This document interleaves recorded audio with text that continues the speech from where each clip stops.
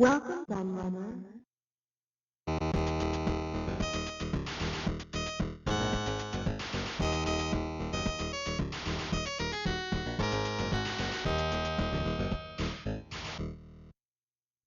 Hello everybody, Kieran aka The Laird here, and I'm back with another hardware review for you. And today I'm joined by my friend Basil the cat there. He likes being in my videos. You've probably seen him in some of my videos before. Every time I try to start filming, he walks in front of the camera. So I thought I'd start with him there, and funnily enough, as soon as I start filming that time, he buggered off. So there we go. And the hardware in question we're looking at today is the Atari 800XL computer, as seen right here. And this is my own one. I was lucky enough actually to be given this by somebody at a retro event who literally just came up to me and said that they didn't want it. It was no good to them. They weren't interested in 8-bit machines. They themselves said they'd actually picked it up from their local rubbish dump, basically, and because they figured that somebody would want it, and they brought it to one of the revival shows and literally handed it over to me. Didn't want anything for it. All I did was buy them a pint, and as well as the computer, I also got a 1050 disk drive, which was all boxed up as well, original polys, everything, the whole lot. So I was pretty damn pleased with that, and you'll see it's in excellent condition. It's a little bit yellowed, but then that's the colour of these anyway. I think that's actually just a bit of fluff on there. And funny enough, actually, the logo there and everything still had the plastic film over it, so it can't have been used a hell of a lot over the years. But yeah, in excellent condition. The only thing, the box was a tiny bit battered. You can see there's a tear up the top here, but apart from that, excellent. It's still got all the poly styrene inserts and everything in it, so mostly in very good condition.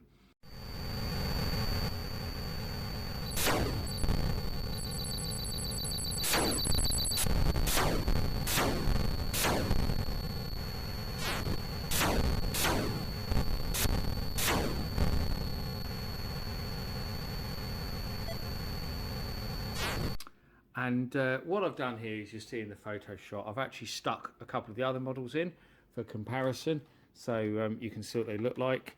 So there's the 130XE, which is the last model of the Atari 8-bit that they produced, with 128K of RAM.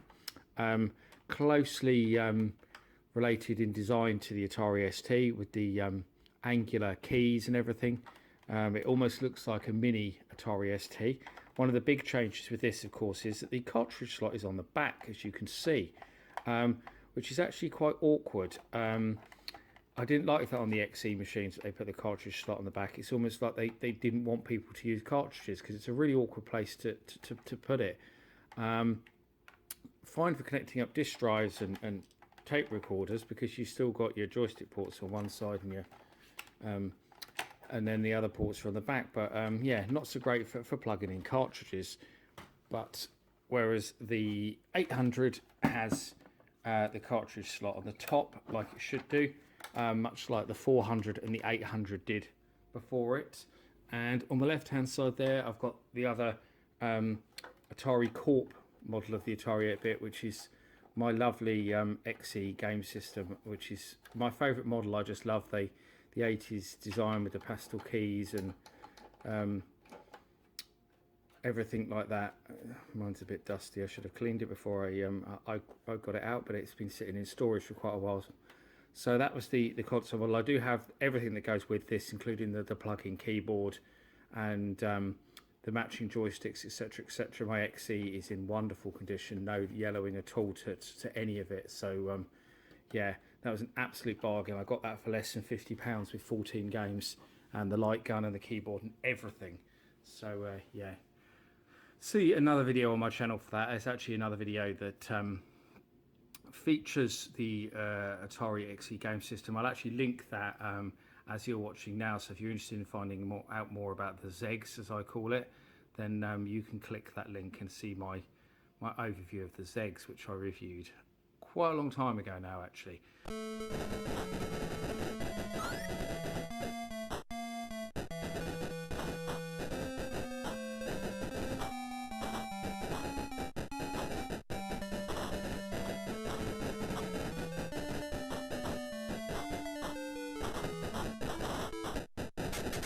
But we're going to be looking at the 800XL, so I'll stop getting distracted more by that. Now, where does the 800XL fit in the general timeline? Well, you've got the original 400 and 800 machines produced by Warner Atari, and they needed to cost reduce those, come up with a model that was more cost effective, and so they decided to introduce the XL range. These made some slight changes in the ROM, which did leave a few games incompatible. Not a great deal though. The changes were fairly minor, so most games did still work. But this was the main model. This was the most successful model, and this was the best-selling model of the Atari 8-bit. So this is the one you'll find the most of if you're looking on eBay or whatever, looking to purchase one. General consensus is that this is the best model to buy because it offers the best compatibility, the best keyboard, which I'll go into, and various other things. Now, as you can see from the box, obviously 64K RAM standard, and that did kind of become the standard configuration for the Atari 8-bit. And I do think that although later on a lot of the companies, especially the companies in the UK producing tape games, try to kind of hit as many users as possible, intended to make the game to support 48K of memory, which was obviously the standard from the 800 before it. But they should have, I always felt they should have been targeting 64K, because it was well known that the majority of people owned this machine, because at one point Dixon's was selling these for £100 bundled with a load of software, which is when most of the 8-bits in the UK, Atari 8-bits, were sold, was via that Dixon's deal. It was actually after Atari Corp took over, they were clearing these out to get the XEs out into the shops. And so the clearance lines of the 800XL, loads of them were sold for £100. And the other model as well, which I think was sold even cheaper, which was the 600XL, which only came with 16K of memory. That looks exactly the same, apart from it's a bit shorter. I think it finishes just after the cartridge slot, kind of cuts it off about there. Less memory, but could be expanded up to 64K, and a lot of people did expand their 600XLs later up to 64K. So that was the other model that we had in the UK. In the US, they also had the 1200XL, which was much, much bigger, and offered loads of extra expansions and stuff like that, but had a lot of incompatibility problems because of the extra hardware they added, and wasn't massively successful, so they never launched it outside of the US. So us in Europe, we only ever got the 800XL and the 600XL. And there was other models planned. There was a 1450 XL and XLD. The 1450 was going to have built-in disk drives at the back. It kind of had a bit of shelf that stuck up. You can see images of it online.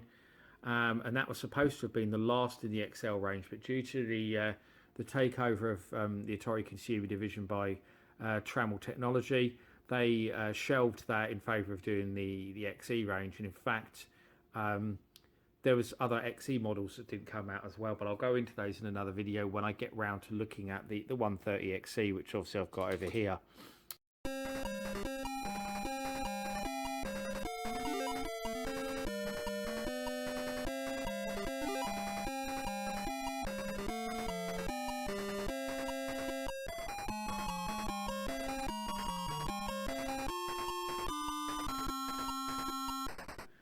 So let's go back to the 800XL. So what have we got here in terms of the hardware? So obviously our standard keyboard, which doesn't overcomplicate things, like some computers, they like actually the early models of the Atari, they put loads of the icons on the keys so you knew what each key would do. Here they've only done it with a few. Those have show those are also arrow keys are the only keys they did it with. You've got your help, your start, select, option, reset, the buttons that you need. These buttons are lovely and springy. I love these chrome buttons. They're great. And the keyboard, you've got a nice spring-loaded Clacky keyboard. Everyone says that the original 800 has the best keyboard, but this isn't far off. It's an excellent keyboard for typing on. Certainly a lot better than the keyboards that were on the XEs after this. Obviously the cartridge port, which I've already shown, and on this, I should notice that you see that's actually covered by glass where the power light is. It's plastic, like plastic perspex glass. So on the right hand side of the machine, we have our two standard Atari 9-pin D sockets. So they will take the standard CX40 joysticks or any other joystick you want to use. Basically any Atari compatible joystick will plug into these.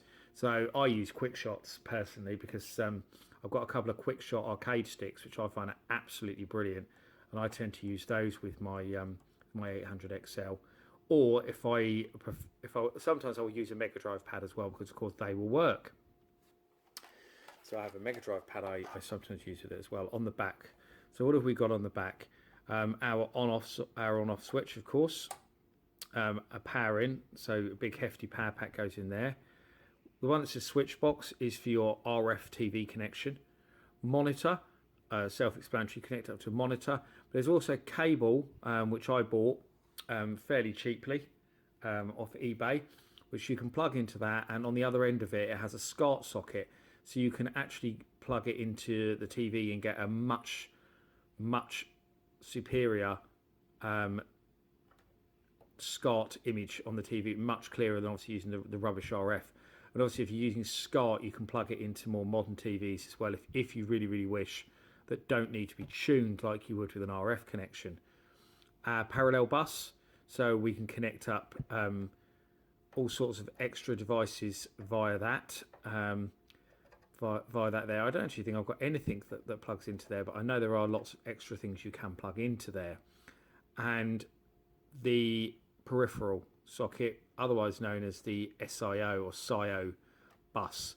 So that is what you plugged disk drives into, keyboards, printers, all of Atari's stuff uses the SIO socket, which was famously the predecessor to today's USB.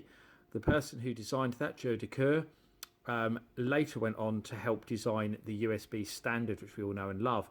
So the Atari 8-bit was so far ahead of its time in this respect, because all of the models had these SIO sockets for connecting up printers and disk drives, and it was an early attempt to standardize an expansion socket for connecting different devices into it. The only problem with this socket was that any devices that were plugged into it required their own processor, so it made the disk drives and stuff like that quite expensive, and printers, etc. That was the only downside, but wonderful thing. And I should also mention, going back to talking about plugging in disk drives and the tape drives and stuff, tape loading on these things is absolutely awful. I only tried it out once and never again. It takes much longer to load games via tape than the Spectrum or the Commodore 64 or any of the other 8-bits of that era, and it's also amazingly unreliable. Although there are quite a lot of tape games available for the Atari 8-bit, especially those ones that come from the UK, like all the budget games that I often talk about on the Atari 8-bit podcast I do, the Zeg's Cart by Cart podcast. I talk about the budget games quite often, but loading them is pretty horrible because of the wait times and loading times, etc. But in the UK, we all like tapes because they were cheap. So that's what it came down to, the whole obsession with tapes here. But obviously the superior experience is disk drive. The disk drive is much better than the Commodore 64 one, much faster, much better loading. So I had a much superior experience with the disk drive than pretty much any of its rivals. The disk operating system on the Atari 8-bits is incredibly good, and there's lots of different upgrades for it as well, if you're so into that.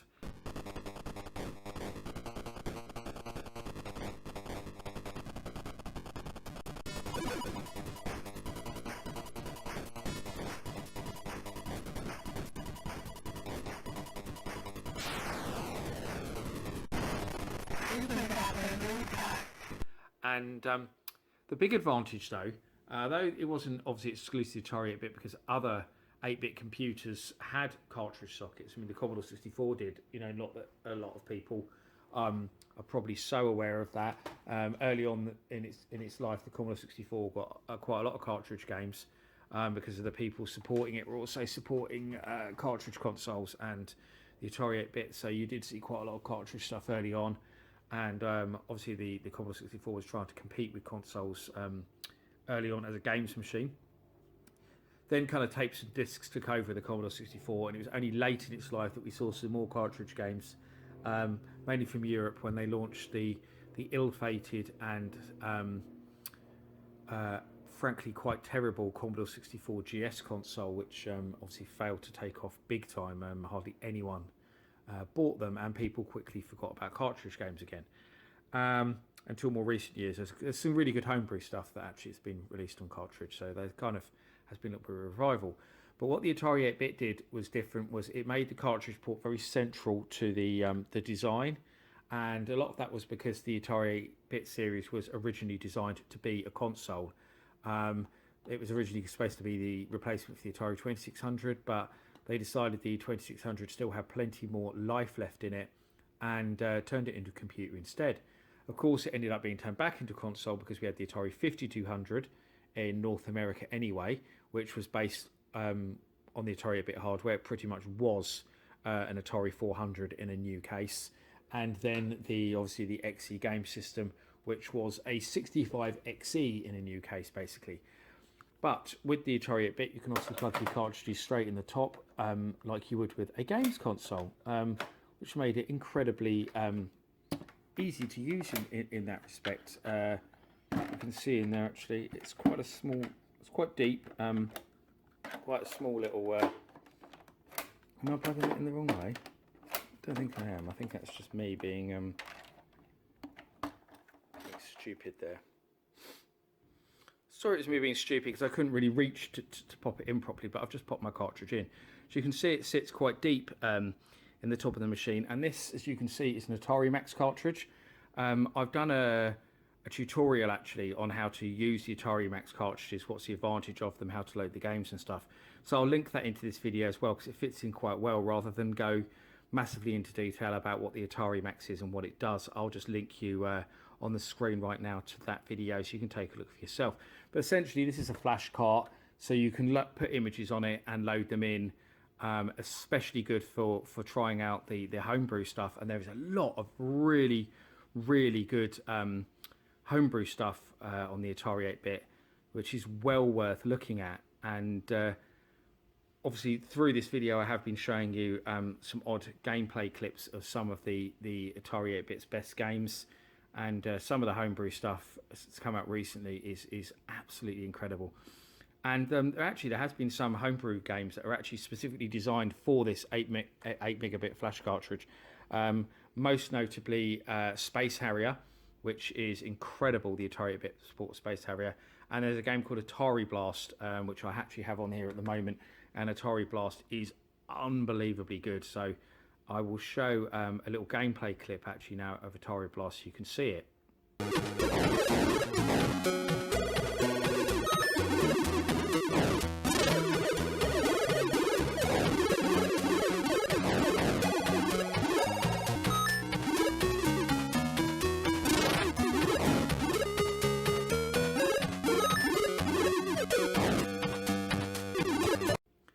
So, there's also other flash devices you can fit. Some of you can fit internally, some of you can fit externally, where you can just basically put every game on them and press buttons to switch between them and load them and stuff like that. So there's loads and loads of different options for the Atari 8-bit. I don't like modding it or anything like that, and I love cartridges, so I went with the Atari Max solution, but there's plenty of others you can look into. So, in summary, if you're going to buy an Atari 8-bit these days, then as most people will say, this is the best version to go for. It's not my favourite version. I love the XE game system, but the Atari 800XL is by far your best option. If you're new to the system, you want to buy one, you want the best compatibility and stuff, and not just for the reasons I've stated, is that this one is actually, the 800XL is actually very easy to expand. So if you're into the hardware modding side of things, this is the easiest one to do things with, to fit stuff inside the case, expand the memory, because you can expand the memory on these up to, I believe it's 320 kilobytes. And there are some demos and games and stuff that have been made that utilize extra memory. So if you do want to go into that and mod the machine, that's the best way to go. It has the best keyboard, has all the expansion sockets and everything. So it is without doubt the best all-round model. And I suppose the question is obviously if you're a fan of 8-bit in general, should you own an Atari 8-bit? Well, of course you should. It's for me, it's my favourite 8-bit computer. Although I grew up with a Spectrum, I very much wish that I had let the reasoning of my dad, who actually wanted to buy an XE when he saw the package in Toys R Us because he thought it presented much better value than the Spectrum. And after seeing it demoed, he thought the graphics and sound were better than the Spectrum. Of course, they were. But that's another story altogether. But I do wish I'd let him persuade me to get that. But obviously, all my mates had Spectrums. I wanted a Spectrum. But yes, to me, it's the best 8-bit computer because of lots of reasons. I mean, it's basically a computer and a console in one. You kind of get the best of both worlds with the Atari 8-bit. There's an incredibly vibrant homebrew community, still supporting the machine, still releasing new games, as well as conversions of classics that never came to the Atari 8-bit. Like just recently, for example, we got Stunt Car Racer, we got School Days. We've had most of the Ultimate games have been converted over to the Atari 8-bit. There's been quite a lot of stuff converted from the BBC as well. So we're getting an absolute flood really of releases over the last few years, and it seems like barely a few weeks go by without getting actually a new homebrew release to the Atari 8-bit. And there's also the yearly ABBUC homebrew competition, so we always get lots of great games out of that as well. So that's it in summary, really. It's the Atari 8-bit in general is a great machine. Everyone should have an Atari 8-bit in their collection. There's so many great games. Some of the demos on it are absolutely outstanding. I mean, in many ways, there was a lot of advantages with this hardware over the Atari ST, which obviously replaced it because the Atari 8-bit had hardware sprites, hardware scrolling, the Pokey chip, all which were superior to the ST, which had no sprites, no hardware scrolling until the STE came out, and the sound chip in the ST, wasn't as good as the good old the Pokey chip in the Atari 8-bit either.